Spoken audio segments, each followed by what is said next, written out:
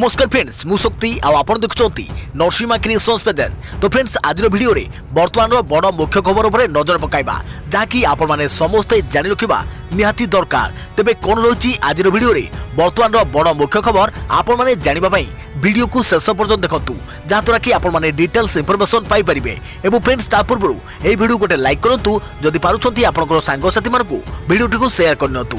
जदि फ्रेंड्स आपण माने आमो चैनल ले नुआ ही वीडियो देखुछंती पूर्व केबे भी हमरो चैनल को सब्सक्राइब करनाती तबे निहाती चैनल को सब्सक्राइब करे सहित पाखे आस्तुवा बेल आइकन को बजाय रखतांतु। तो फ्रेंड्स नंबर 1 रहिछि आज जेईई मेन द्वितीय दिन परीक्षा कोविड कटकणा रे परीक्षा केंद्र को प्रवेश करुछंती परीक्षार्थी। मास्क पिंधिबा और सैनिटाइजर व्यवहार बाध्यतामूलक सारा देश में चली जेईई मेन परीक्षा। आज हेउछि जेईई मेन परीक्षार द्वितीय दिन। कोविड कटकणा मध्य समस्त परीक्षार्थी एही परीक्षा देउछंती।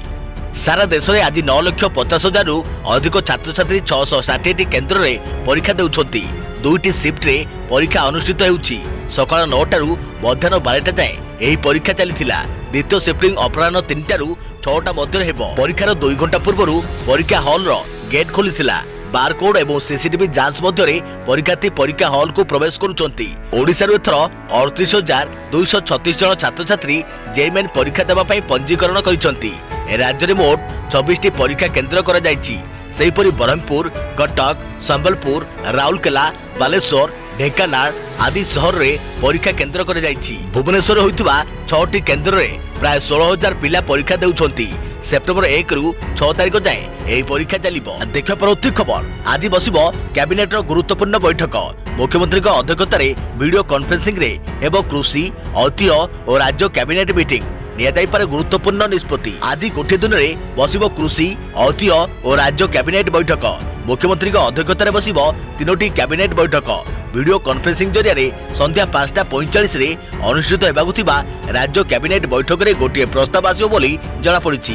कृषि और ऐतिह्य कैबिनेट बैठक अनुष्ठित हेबो। कोविड महामारी विरोध में राज्य सरकार संग्राम जारी रखिथिबा बेले कृषि क्षेत्र को अग्राधिकार दे कैबिनेट बैठक रे किछि निष्पत्ति निया जाई पारे। मुख्यमंत्री को पंचम पाली यह प्रथम कृषि कैबिनेट बैठक। देखियो परवर्ती खबर बन्या छाड़ुवा बेले चिंता बढ़ाइलाणी पुणी वर्षा संभावना। आज आसंता काली जाए राज्य में प्रबल वर्षा नहीं पाणीपाग विभाग आकलन। बन्या दुख जाइनी यार भितर पुणी भय बढ़ाई वर्षा। गतकाली राज्यर विभिन्न स्थान में वर्षा होइथिबा बेले आज और आसंता काली राज्य में प्रबल वर्षार संभावना रही। आज 6टी जिला केन्दुझर, मयूरभंज, देवगढ़, सुंदरगढ़, अनुगुल और बालेश्वर में प्रबल अति प्रबल वर्षा हेबा नै संभावना रही। एथिबाई एसबु जिल्ला रे येलो वार्निंग जारी कर जायछि। यासह जाजपुर, भद्रक, केन्द्रापड़ा, ढेंकानाल, गजपति, संबलपुर और बरगढ़ रे प्रबल वर्षा हेबार आशंका रही। अन्य 17टी जिले में गड़गड़ी सह वर्षा नहीं पाणीपाग विभाग आकलन करिछि। सेहीपरि आसंता काली सकाळ 10:30 जाए 4टी जिला सोनपुर, संबलपुर, बलांगीर, बरगढ़ रे प्रबल अति प्रबल वर्षा हेबार संभावना रही। एसबु जिले में येलो वार्निंग जारी करिछि पाणीपाग विभाग।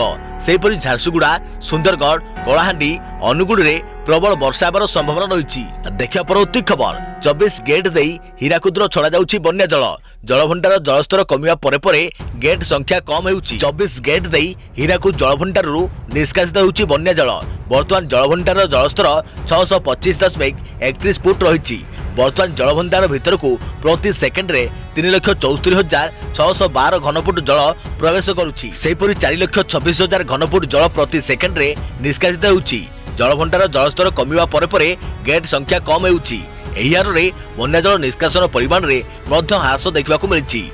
डैम कर्तृपक्ष सूचना अनुसार जलभंडार जलस्तर 625 फुट पाखापाखि रखा योजना रही। हीराकुद उपरमुंड रे वर्षा कमिवा परे धीरे धीरे गेट गुड़ी को बंद कर जाउछि। देखिया परवर्ती खबर खेलाड़ी कोविड परीक्षा 10 कोटी टंका खर्च करिबो बीसीसीआई। 8टी फ्रांचाइज टीम स्टाफ एवं सदस्यों कोरोना परीक्षा। सेपटे सीएसके खेलाड़ी रिपोर्ट नेगेटिव और 4 रु अभ्यास। सेप्टेम्बर 19 रु आरंभ हेबाकु जाउछि आईपीएल। खेलाड़ी कोविड परीक्षा करिबा पई भारतीय क्रिकेट बोर्ड प्राय 10 कोटी टंका बजेट करिछि। एथिपई यूए रो एक कंपनी बीपीएस हेल्थ केयर को नियोजित कर जायछि। अधिकरु अधिक परीक्षा करिया पई टार्गेट रखा जायछि।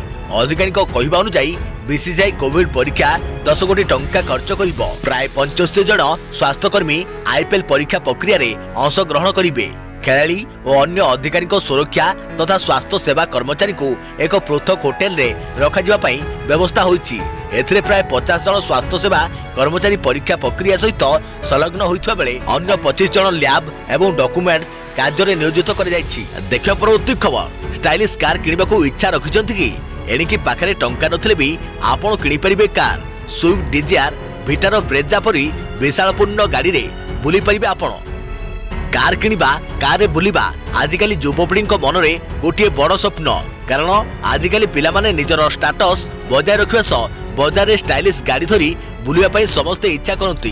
किंतु कार किनिबा सेतरा सहज नुहे, अदार नुहे, बरम लक्ष लक्ष टंका देले ही आपण कार किनि परिबे। तेबे टंका अभावरू अनेक युवपीढ़ी कार किनिबा स्वप्न भांगी रुजी चुरमार हो जाउछि। किंतु एही खबर सुनिया परे खुशी हो जिवे युवपीढ़ी, कारण सेमानक मन रे थिबा स्वप्न पूरण करिबा मारुति सुजुकी कंपनी। कार न किनिबी आपण हेबे गाड़ी मालिक, टंका नथिले भी किनि परिबे विशालपूर्ण कार मारुति सुजुकी रो दमदार offer Swift Dzire Vitara Brezza परी किनि परिबे। एरिके जे कई भी कार रो मालिक होई परिबे। आज्ञा हां, आपण भी चाहिए कार किनि परिबे। मिलिथुवा सूचना अनुसार मारुति सुजुकी कंपनी सब्सक्राइब नामक एक कार्यक्रम आरंभ करिछि।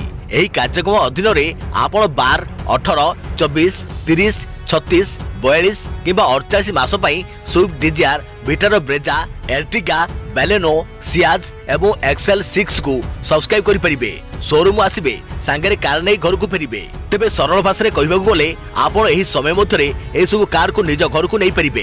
कंपनी पक्षरु साधारण लोक को एमिति स्वाधीनता दिया जायछि जे लोक माने निज इच्छा अनुसार कार पसंद करि परिबे एवं सांगरे कार धरी घर को नै जाई परिबे। सबुठारु गुरुत्वपूर्ण कथा हला जे कंपनी पक्षरु मिलिथवा स्वतंत्र सुविधा अनुसार ग्राहकक ठारु रक्षणाबेक्षण किंबा बीमा बाबद रे कंपनी गोटे टंका भी नेब नाही। तेबे ग्राहकों को केवल कार मूल्य देबाको पड़िबो। सब्सक्राइब समय अवधि समाप्त हेबा परे ग्राहक माने बायो बैंक रो समस्त सुविधा पाई परियो बोली कंपनी पक्षरु स्पष्ट कर जायछि। आपण माने मारुति सुजुकी रो एही स्वतंत्र कार्यक्रम रो लाभ उठेबाको इच्छा करूछन्ति कि? जदि हां, तेबे विलंब न करी निकटस्थ डीलरक सह तुरंत जोगाजोग करंतु। आवश्यक प्रमाणपत्र मध्य सांगरे नेबा नितांत जरूरी। देखियो परवर्ती खबर, स्वयं सहायक गोष्ठी को ऋण छाड़ पई हाईकोर्ट रे मामला। गत मार्च ठारू अगस्ट 31 पर्यंत स्वयं सहायक गोष्ठी को ऋण देइथिबा विभिन्न माइक्रो फाइनांस कंपनी माने ऋण आदाय करि परिबे नाही बोली भारतीय रिजर्व बैंक पक्षरु निर्देश दिया जाइतिला। एही समय शेष होबा परे ऋण देइथिबा विभिन्न माइक्रो फाइनांस कंपनी एवं बैंक पक्षरु स्वयं सहायक गोष्ठी मानक उपरे ऋण परिशोध करिबा लागि चाप पकाजिबा आरंभ होई गलानी। कोरोना जोगु जीविका हराई बसिथिबा स्वयं सहायक गोष्ठीर सदस्य मानक क्षेत्र रे ऋण परिशोध करिबा कष्टकर होई पड़िछि। तेणु गत मार्च रु आसंता डिसेम्बर पर्यंत समस्त स्वयं सहायक गोष्ठी को ऋण छाड़ पाई प्रार्थना करी हाईकोर्ट रे एक मामला रुजु होईछि। भारतीय विकास परिषद एही मामला रुजु करिछि। परिषदर सभापति सुरेंद्र पाणिग्राही तांको पिटिशन रे उल्लेख करिसंति जे केंद्र सरकार गत 6 वर्ष मध्यरे विभिन्न कंपनी तथा संस्था मानकु अनेक कोटी टंकार ऋण छाड़ करिसंति। वर्तमान समय साधारण लोकों क्षेत्र में ऋण परिशोध करने भली क्षमता नहीं। तेणु केंद्र सरकार एही किस्ती परिशोधन समय को वृद्धि करने सह गरीब आदिवासी हरिजन बस्ती एवं ग्रामांचल में बसवास करुवा महिला माने नेइथिबा ऋण को आसंता डिसेम्बर 31 तारिख पर्यंत छाड़ करने लगी हाईकोर्ट निर्देश देवाकू प्रार्थना करिसरकारी। एही मामला रे भारतीय रिजर्व बैंक गवर्नर केंद्र अर्थ मंत्रालय सचिव राज्य मुख्य शासन सचिव गंजाम जिलापाल को पक्षभूत करिसंती। देखियो परवर्ती खबर, लॉन्च है दुनियार सबुठु सस्ता 5G स्मार्टफोन। जानतु कौन रही दाम। जदि कई 5G स्मार्टफोन किनिबाकू चाहती किंतु अधिक मूल्य हेतु किनिबाकू असमर्थ, तेबे सेमानक पई एक खुशी खबर आसीछि। रियलमी दुनियार सबुठारु सस्ता 5G स्मार्टफोन लॉन्च करिछि। एही फोन रो नाम हेउछि रियलमी V3। रियलमी रो एही फोन रे 3GB रैम एवं स्टोरेज उपलब्ध हेबो। आहुरी मध्ये एथिरे स्लिम बेजेल डिजाइन दिया जाइछि। आसंतु जानिबा एहार मूल्य एवं फीचर्स गुरिक बाबतरे। Display, camera, storage, battery. Realme V3 रे डुअल सिम सपोर्ट सहित एंड्रॉइड 10 आधारित रियलमी UI दिया जाइछि। यह व्यतीत एही फोन रे 720x1600 पिक्सेल रो रेजोल्यूशन सहित 6.5 इंच HD प्लस डिस्प्ले रहिछि। एही फोन रे मीडियाटेक डायमेंसिटी 720 प्रोसेसर एवं 8GB पर्यंत रैम सहित 128GB पर्यंत स्टोरेज अछि। रियलमी V3 फोन रे एक ट्रिपल कैमरा सेटअप रहिछि, जेउथरे मुख्य कैमरा हेउछि 13 मेगापिक्सल, द्वितीयटी 2 मेगापिक्सल माइक्रो एवं तृतीय लेंस हेउछि 2 मेगापिक्सल डेप्थ सेंसर। एही फोन रे 8 मेगापिक्सल सामना कैमरा रहिछि। कनेक्टिविटी पई एही फोन रे 5G सहित 4G पई सपोर्ट रहिछि। एथिरे डुअल ब्रांड वाईफाई ब्लूटूथ भी 5.0 GPS AGPS 3.5 mm headphone jack type C charging एवं 5000 mAh रो बैटरी अछि जाकी 18 वाट फास्ट चार्जिंग को सपोर्ट करे। केते रहिछि मूल्य Realme V3 रो मूल्य तीनोटी प्रकार उपलब्ध हेबो सेति मध्यरु 6GB plus 64GB storage variant मूल्य प्राय 10,700 टंका 6GB प्लस 128GB वेरिएंट मूल्य प्राय 15,000 टंका रहिबो एवं 8GB प्लस 128GB वेरिएंट मूल्य प्राय 17,100 टंका रहिबो। एई फोन नील एवं रूपा रंगर उपलब्ध हेबो। देखियो प्रति खबर मास आरंभरू बढ़िला पेट्रोल मंगलवार लिटर पिछा 5 पैसा वृद्धि। अगस्ट मासरे तेल दर वृद्धि लोकों चिंता बढ़ाइथिला हेले सेप्टेम्बर पहिलारू पुणी थरे तेल दर बढ़िबा आरंभ हेलानी। मंगलवार भुवनेश्वर में पेट्रोल लिटर पिछा 5 पैसा वृद्धि घटी 5 पैसा वृद्धि घटी 82 टंका 64 पैसा छुईची। एही समय मध्य डीजेल दर अपरिवर्तित 80 टंका 3 पैसा रही। अगस्ट मासरे शेष 15 दिन मध्य पेट्रोल 13 थर बढ़ी। अगस्ट 16 पर वर्तमान सुधा पेट्रोल मोट 1 टंका 61 पैसा बढ़िलानी। भुवनेश्वर में पेट्रोल और डीजेल दर दिल्ली ठारू उच्चरे रही। मेट्रो सहर गुड़िक कथा विचार कले मंगलवार पेट्रोल 4 रु 5 पैसा वृद्धि पाई। नुआ दिल्ली में तेल दर 5 पैसा बढ़ी 82 टंका 8 पैसा रही। चेन्नई में 4 पैसा बढ़ी 85 टंका 4 पैसा रही।